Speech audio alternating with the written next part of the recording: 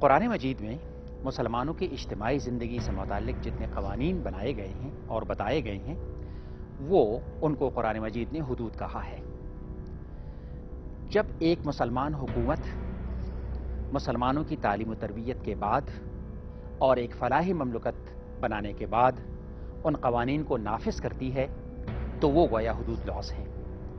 وہ حدود آرڈیننس جو پاکستان میں 10 فروری 1979 کو لاگو ہوا تھا، اس میں بہت ساری باتیں قرآن مجید کی کہی ہوئی باتوں کے مطابق نہیں ہیں۔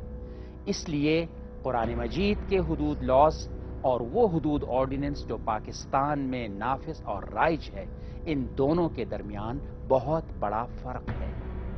جہاں تک حدود کا تعلق ہے، میں سمجھتا ہوں کہ ہر وہ شخص جو اپنے آپ کو مسلمان کہتا ہے وہ اس کی مخالفت نہیں کر سکتا، کیونکہ یہ قرآن کے مقرر کیے ہوئے حدود ہیں۔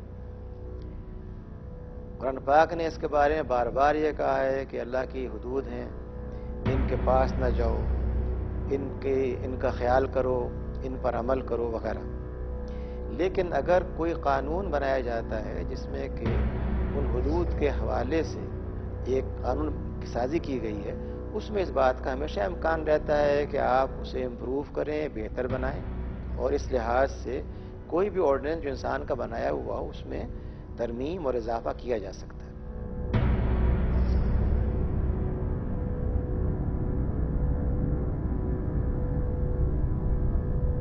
حدود آرڈیننس کو ایک خدائی قانون کی حیثیت سے پیش کیا جاتا ہے جس کو چھوا نہیں جا سکتا۔ کیا آپ اس سے اتفاق کرتے ہیں؟ حدود آرڈیننس میں جو باتیں بیان کی گئی ہیں اس میں یقیناً قرآن مجید کے حوالے ہیں اور قرآن مجید کی سزائیں بیان ہوئی ہیں، لیکن اس کا یہ ہرگز مطلب نہیں ہے کہ حدود آرڈیننس از خود کوئی آسمانی صحیفہ ہے۔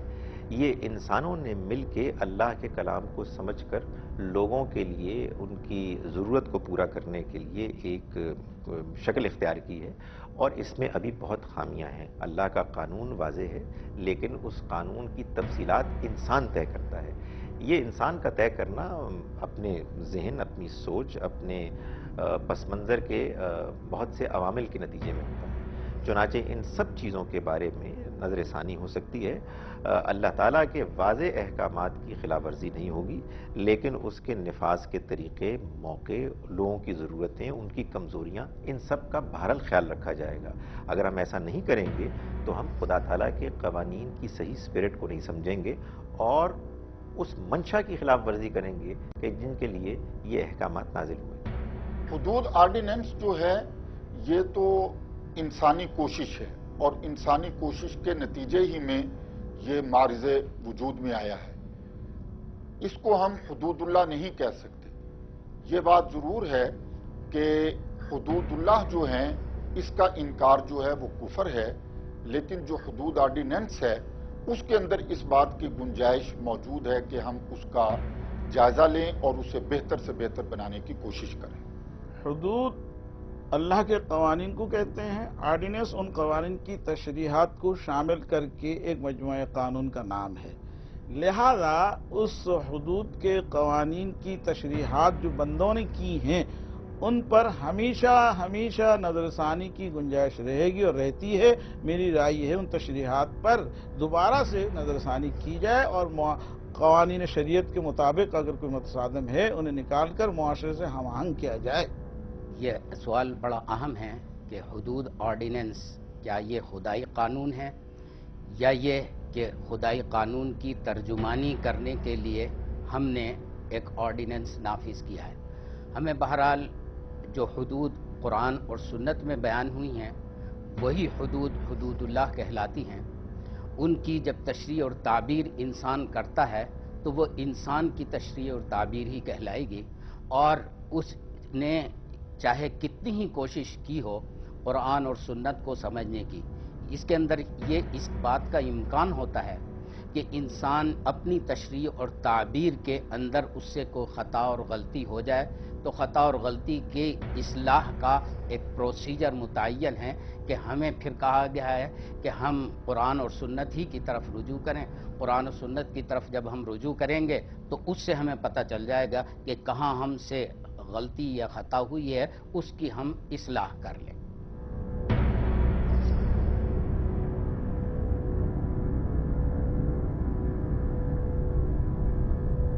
حدود آرڈیننس کو ایک خدائی قانون کی حیثیت سے پیش کیا جاتا ہے جس کو چھوا نہیں جا سکتا. کیا آپ اس سے اتفاق کرتے ہیں؟ حدود آرڈیننس کی خامیوں کو اسلام کے کھاتے میں ڈالنا یہ تو بہت میں سمجھتا ہوں نا انصافی ہے. ایک طرف حدود آرڈیننس کی خامیاں بتائی جاتی ہیں، پھر پوچھا جاتا ہے کہ یہ اسلامی ہے یا غیر اسلامی ہے.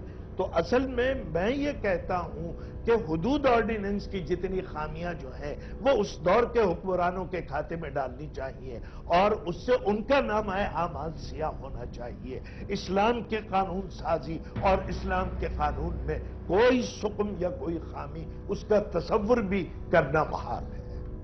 اگرچہ حدود آرڈیننس نے انہی حدود کو ایڈریس کیا ہے جو کہ قرآن مجید کے اندر یا سنت طیبہ کے اندر موجود ہیں، لیکن اس کے باوجود چونکہ اس کو فارمولیٹ یا ڈیزائن کرنے والے لوگ انسان تھے، تو انسانوں کی فہم یا انڈرسٹینڈنگ کے اندر تھوڑی بہت کمی رہ جانا یہ ایک فطری بات ہے. تو جہاں پر کوئی تھوڑی بہت کمی موجود ہے ہم یہ سمجھتے ہیں کہ اس کی ریفائنمنٹ وغیرہ کے جو ہیں گنجائش موجود ہے. لیکن بنیادی طور پہ حدود آرڈیننس اور حدود اللہ کے اندر لمبا چوڑا فرق جو ہے میں نے ڈیٹیل اسٹڈی کے بعد محسوس نہیں کیا. میرا خیال ہے یہ کہنا بہت مشکل ہے، اس کے بارے میں یہ دعویٰ کرنا کہ حدود آرڈیننس اسلامی حدود کا مکمل نمونہ ہے یا آئیڈینٹیکل ہے، یہ کہنا بہت مشکل ہے. اس آرڈیننس میں حدود اور ان کے اطلاق کے مرحلے پر خاصی بے بصیرتی کا مظاہرہ کیا گیا ہے. حدود آرڈیننس جو ہے اس کو مکمل طور پر تو صحیفہ آسمانی نہیں کہا جا سکتا. البتہ یہ حدود الہی کی تعبیر ہے اور اس میں غلطی کا امکان یقیناً موجود ہے، لیکن اس کا طریقہ یہ ہے کہ آپس میں مل کر بیٹھ کر فیصلہ کیا جائے بھی کہاں کہاں غلطی اس میں ہوئی ہے یا کہاں کہاں غلطی کا امکان ہے، اس کا جائزہ لے لیا جائے.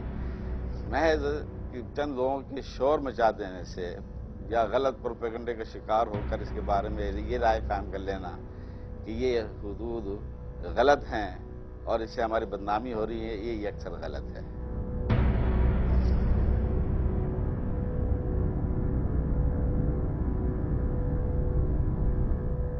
حدود آرڈیننس کو ایک خدائی قانون کی حیثیت سے پیش کیا جاتا ہے جس کو چھوا نہیں جا سکتا. کیا آپ اس سے اتفاق کرتے ہیں؟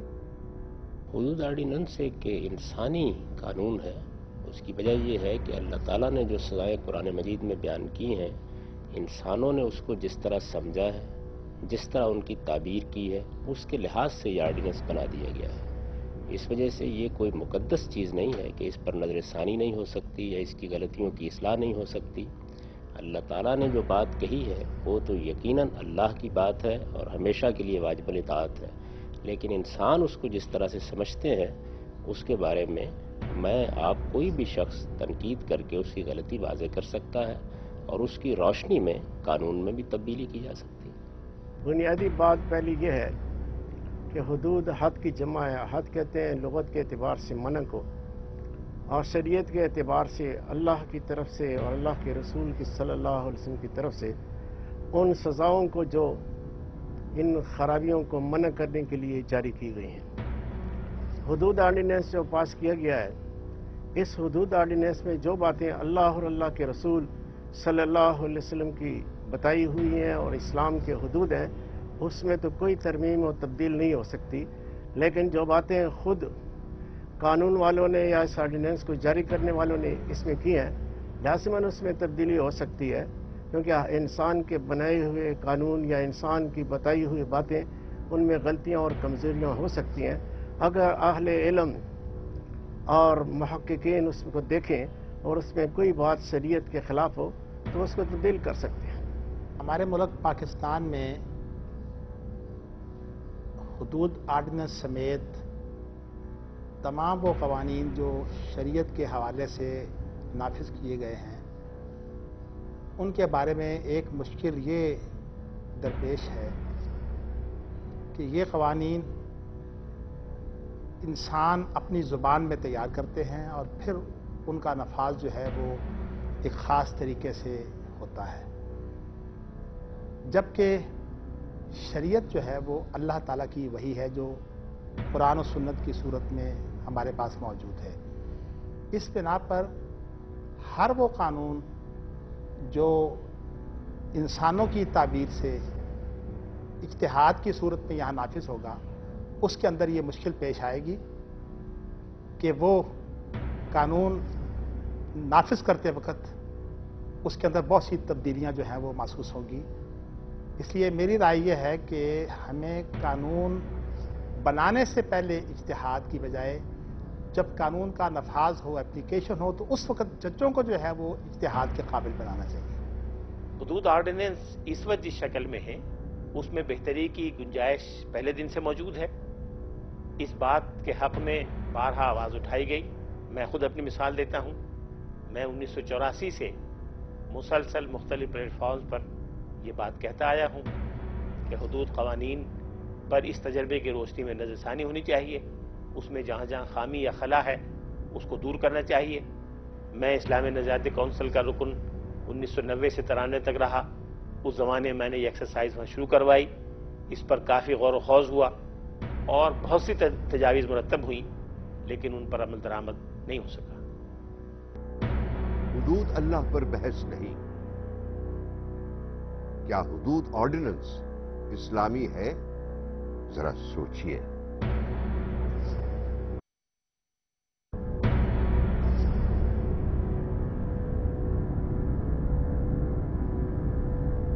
حدود آرڈیننس نے زنا اور زنا بالجبر کو ایک ہی صف میں کھڑا کر دیا ہے۔ کیا آپ سمجھتے ہیں کہ یہ دونوں ایک ہی نوعیت کے جرائم ہیں؟ یہ بات کہ زنا بالجبر کو سمپل زنا سے الگ جرم سمجھا جائے، یہ ایک اجتہادی رائے ہے۔ ایک اجتہادی رائے یہ ہے کہ یہ دونوں یعنی زنا بالجبر اور زنا بالرضا دونوں الگ الگ جرم ہیں۔ دوسری اجتہادی رائے یہ ہے کہ دونوں ایک ہی جرم ہیں۔ حدود کے قوانین اس دوسری اجتہادی رائے کی بنیاد پر بنائے گئے، لیکن تجربے سے پتہ چلا کہ یہ رائے درست نہیں تھی، اس کو تبدیل کر دینا چاہیے۔ میں یہ سمجھتا ہوں کہ حدود آرڈیننس میں زنا بالرضا کو اور زنا بالجبر کو ایک ہی جگہ رکھا گیا ہے، یہ نہیں ہونا چاہیے، اس کی اصلاح بہت ضروری ہے۔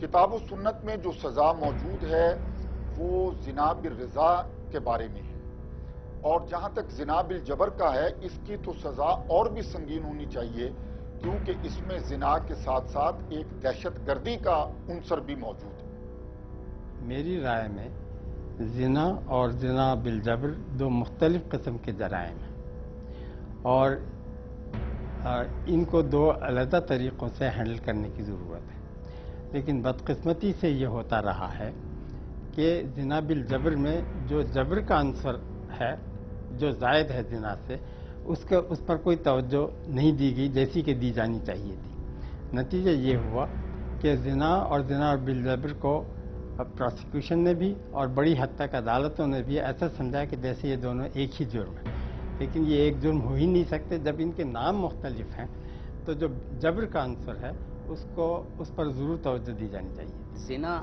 بالرضا اور زنا بالجبر ان دونوں میں بہرحال فرق کرنا ہوگا۔ جہاں بھی جبر اور تشدد آ جاتا ہے وہ بالکل الگ چیز ہے۔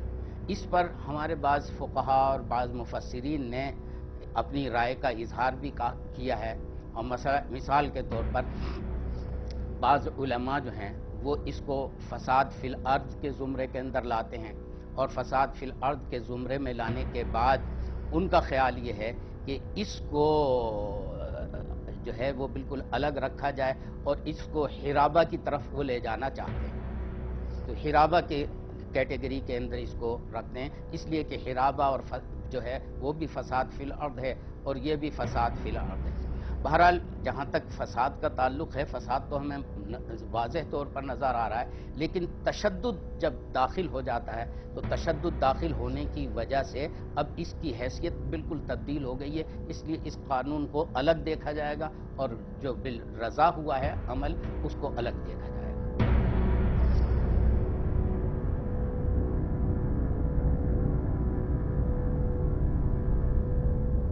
حدود آرڈیننس نے زنا اور زنا بالجبر کو ایک ہی صف میں کھڑا کر دیا ہے.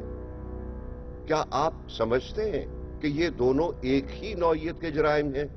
حدود آرڈیننس میں اگر زنا اور زنا بالجبر میں فرق کو ملحوظ نہیں رکھا گیا ہے تو میں سمجھتا ہوں کہ اس کے بارے میں ضرور جید علماء کو مدعو کر کے اس بات کا فیصلہ کرایا جائے کہ جب شریعت میں اس کا لحاظ رکھا گیا ہے تو کیا وجہ ہے کہ ان دونوں میں فرق کو ملحوظ نہیں رکھا گیا اور دونوں کی ایک سزا متعین کی گئی ہے، جبکہ حوالہ جات کے ناطے سے شریعت میں ایسا نہیں ہے.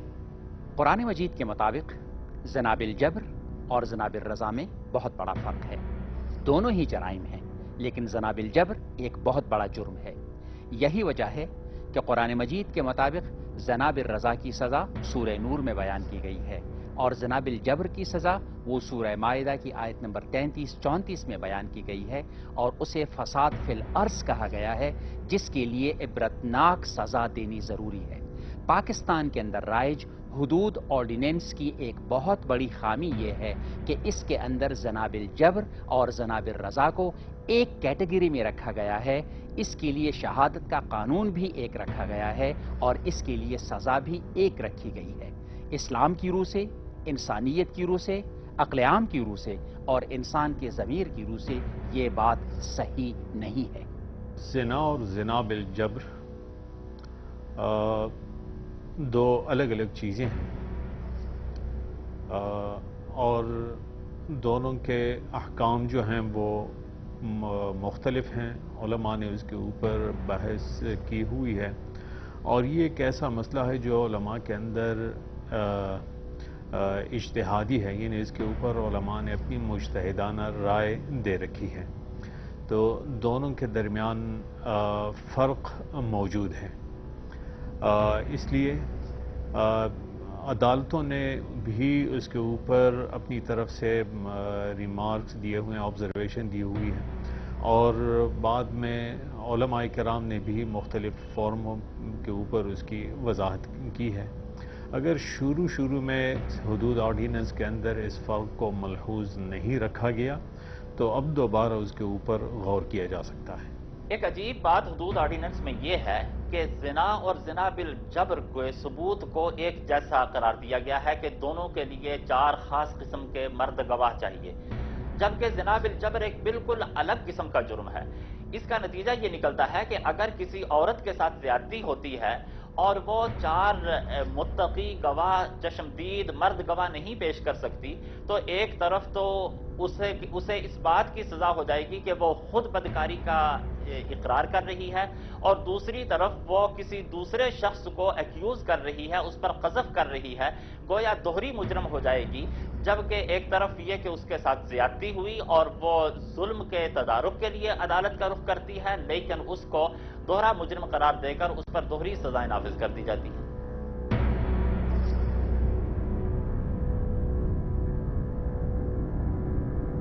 حدود آرڈیننس نے زنا اور زنا بالجبر کو ایک ہی صف میں کھڑا کر دیا ہے.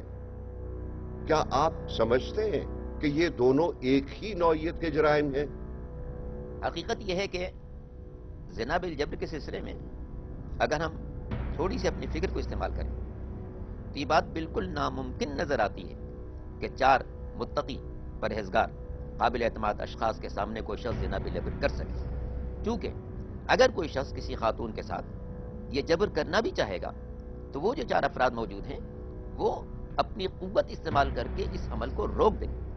ذاتی طور پر یہ شخص ہمت نہیں کر سکتا اور اگر کوئی شخص اتنا ہی بگڑا ہوا ہے کہ ان 4 افراد کی موجودگی میں بھی ہمت کر رہا ہے تو چونکہ ہم نے ان 4 افراد میں صالح اور متقی ہونے کی شرط قرار دی ہے تو وہ اپنی قوت استعمال کر کے اس عمل کو روک دیں گے. فرق تو ضرور ہے شریعت میں. ایک تو عام زنا ہے جس میں دونوں کی رضا شامل ہو جاتا ہے اور دونوں راضی ہو جاتے ہیں، اپنے اختیار و ارادے سے کرتے ہیں، تو ان کے لیے الگ قوانین ہیں. اور ایک زنا بالجبر ہے، اس میں تو ایک طرف تو راضی نہیں، لڑکی تو راضی نہیں ہوتی، مرد جبرن اسے اٹھا کر اس کے ساتھ بدفعلی کرتا ہے. تو اس لیے اس کا جو ہے اس کی سزا بھی سخت ہونی چاہیے. اس تعزیر کی زد میں آ جاتی ہے اس کی سزا، اور تعزیر میں یہ گنجائش ہے کہ اس کو قتل بھی کیا جائے. زنا آرڈیننس کو قرآن کی آیات کے مطابق بنانا چاہیے، اور میرا یہ کہنا ہے کہ زنا آرڈیننس جو آج کل رائج ہے وہ قرآن کی آیات کے مطابق نہیں بنا ہے. قرآن کی آیات کے مطابق صرف زنا بالرضا کو زنا آرڈیننس میں شامل کرنا چاہیے، اور زنا بالجبر کو آرڈنری قانون یعنی پینل کوڈ کے ماتحت یا ریاستی قانون کے مطابق بنانا چاہیے. جہاں تک میرا ناقص علم ہے، اس کی روح سے آرڈیننس میں غالباً ایسی کوئی بات نہیں ہے کہ زنا بالرضا اور زنا بالجبر میں کوئی فرق نہیں کیا گیا ہے، کیونکہ یہ یقیناً دونوں الگ الگ چیزیں ہیں. تو اس لیے آرڈیننس میں اول تو یہ چیز نہیں ہوگی، اگر ہے تو یہ قابل اصلاح ہے.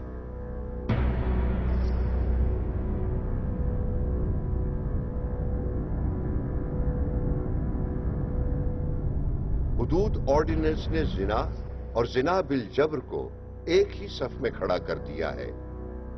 کیا آپ سمجھتے ہیں کہ یہ دونوں ایک ہی نوعیت کے جرائم ہیں؟ ہمارے ہاں ایک تصور جو حدود آرڈیننس میں بھی شامل ہو گیا وہ یہ ہے کہ زنا چاہے اختیار سے کیا جائے چاہے جبر کے ساتھ کسی پر مسلط کیا جائے، دونوں برابر کی چیزیں ہیں.